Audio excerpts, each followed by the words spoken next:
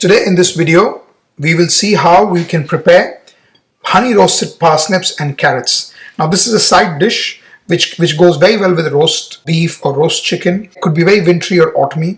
This is still available in the market, so I thought I'll show you how to do this. Okay, so to begin with, we will peel the parsnips.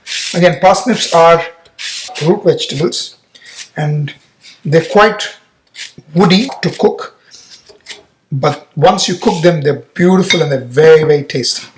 So the way we treat parsnips would be a little bit different than carrots. You cut this into two and cut them lengthwise. You see this part is the woody part. You want this out because it is way too hard. So you cut them into lengthwise quarters and then you take this woody part out.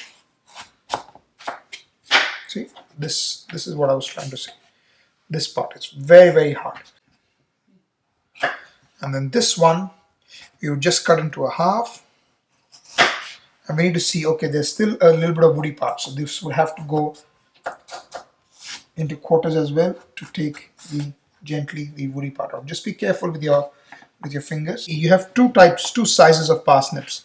One is a thick part and one is a thin part. So at this stage, I would separate them.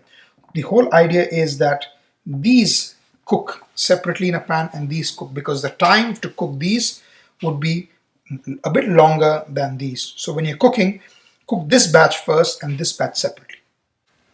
And we will peel the carrot the same way as the parsnip. Again, this is a beautiful combination. For the carrots, we would do the similar, so you wanted the similar size.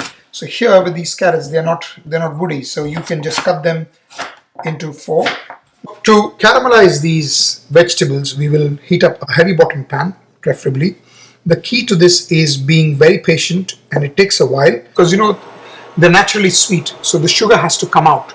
So when the sugar comes out, that's when they start caramelizing and becoming nice and brown. So you want that browning on those vegetables. You add a little bit of oil. Don't need too much. While it's warm, you would start placing your vegetables together.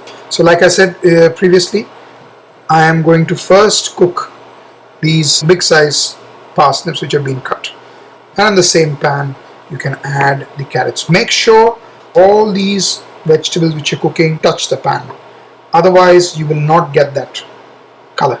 So don't overcrowd the pan, and at this stage we will gently cook it. You don't need to season at this moment. Once they start getting that color, we will start seasoning it. This has been cooking gently. Now we will give it a turn. We will turn all the vegetables. So as you can see, there you go. Do you see that beautiful caramelization? We are trying to cook the other side. If you think it's been absorbing a lot of oil, you can add a little bit more oil, which is absolutely fine. Look at that. Beautiful.